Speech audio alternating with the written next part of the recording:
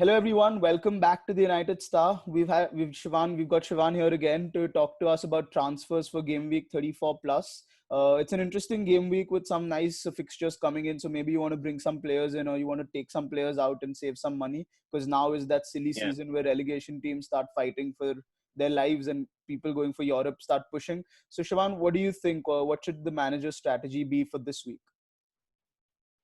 So for this week, including me, first thing I'm going to do, I'm going to get my Liverpool players out of the team because they are a lot of their money. Like Salah's 12.7, Mane's 12.5, Trent is 7.8, and like they're not going to get you the big explosive hauls like we saw this week against Aston Villa at home. Aston Villa, terrible team defensively, but they played really well in Liverpool. Really struggled, and that team's gonna have rotation. So I feel like you should get your funds out of Liverpool because they're not gonna give you the high points. So they're not gonna be going for it every week because they've won the league. They're champions. They don't have anything to play for apart from the record points tally, which isn't as much of a motivating factor.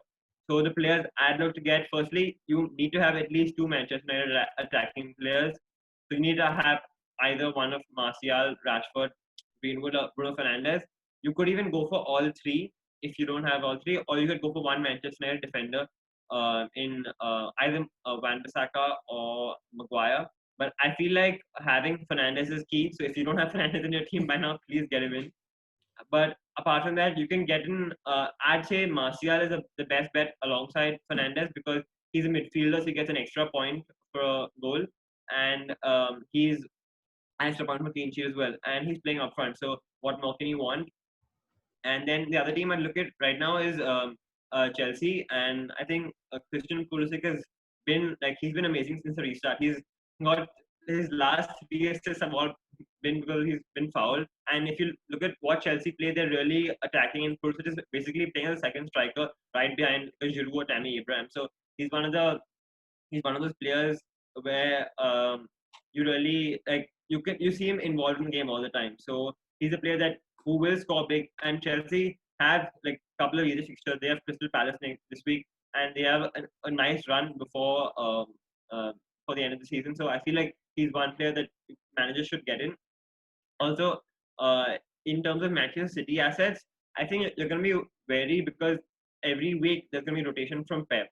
So you need to stick to one and just keep them. So you either have you either have Kevin De Bruyne, Mahrez, or Phil Foden. I think these are three top assets for most people, and maybe because of the money of the less funds, you can actually go for a punt and go for Phil Foden. He has less than 5% ownership right now, so he's been outstanding. You saw against Liverpool how great he was. Even against Arsenal, he scored one goal. So I feel like he's a player that you should really consider getting. And in terms of players that who you shouldn't look at, which other assets you should look at, I think even though Arsenal are on a good run of form, they've won the last three games. I don't really think Aubameyang or any other Arsenal assets are worth getting right now because they have Leicester, Tottenham, and Liverpool. So they're three tough fixtures. So if you have any Arsenal assets, maybe you should consider getting them out of your team. Absolutely. Siobhan, you mentioned Salah, and there are a few replacements for him, like you said, Martial, Pulisic. Yeah, Maybe if you want to go for someone enigmatic, you can go for Willian as well, but obviously he's less reliable. But what do you yeah. think? You also mentioned Arnold. Would you replace Arnold? Because even though they didn't play well against Villa, they managed to come out of it with a clean sheet, and Arnold offers so much going forward. So if you take Arnold out, and whom would you bring in?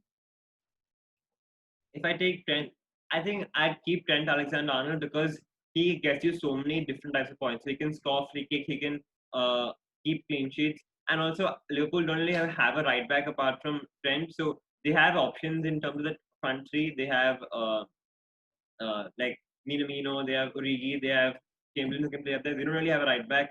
I think only Curtis Jones or someone is that Nico Harry Kewell or Williams. someone is their right Nico back. Williams, yeah. Yeah, Nico Williams. So they don't really have that top quality right back. Joe Gomez might play there. So I think Trent will play most games, but if I'd have to replace him, I'd look at maybe someone like from I might take a punt and go for someone like Mendy from Mhm. City because they have great fixtures. Or if you don't have Doherty, I think you should go for him because he's created the most big chances for Wolves so far this season. And Wolves have looked great defensively. They've kept three clean sheets out of the four so far. or maybe even look at someone like Cesar Azpilicueta. Like I know Chelsea aren't great defensively, but Azpilicueta has got 12 points this game week, and Chelsea are a team that needs to get wins to keep up in the top four race. So maybe as an outside bet, you can get him. Right. No, I completely agree with you that Liverpool assets. In fact, we said it last week as well. I said it last week that Liverpool assets are not that good anymore, and they have nothing to play for. So might as well get some money and go for players who are actually fighting for something. The other teams to watch Yeah, out for, of course, are Sheffield United. Like their defense is just looking in shambles, and there seems to be a mistake around the corner with them. And a lot of people have loaded up on Newcastle defenders, and somehow after the lockdown, after they've come back, Newcastle defenders aren't doing that well. You expect Newcastle to yeah, keep clean sheets at least at home, but it's not happening. In fact, they're going and scoring more and more goals, which is weird. Another player that I would say maybe you could transfer in as a differential is Thomas Suchek. He seems to be scoring a lot of goals suddenly, and yeah, uh, I don't know. It could be a punt, but it's a differential, and you could actually just get him in for a lower price. So I think that's about it. There's not much yeah. to No, say. one thing I want to say. So, like, yeah, teams from West Ham, Watford, and all, they are going to be really challenging for the title. Challenging for relegation. They're going to be playing well. So, if you see, Antonio scored 2 goals in his last 2 games. Then for Watford, they've been quite poor the last 2 games, but you might want to look at Ismaila Sarr.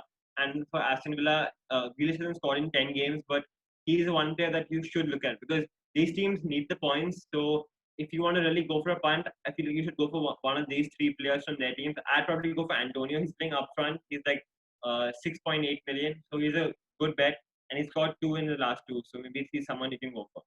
Yeah, I completely agree. I'd personally go for Suchek because he's 4.8, but yeah, one in the same. So let's see what happens, guys, and we'll be back with another video for the game week 35 plus. And let's hope that you all do well and some of the things we've said actually help you. So please subscribe to the channel and stay tuned for more of this. Thanks, Shivan. Thanks for joining us. Thanks for having me on the channel.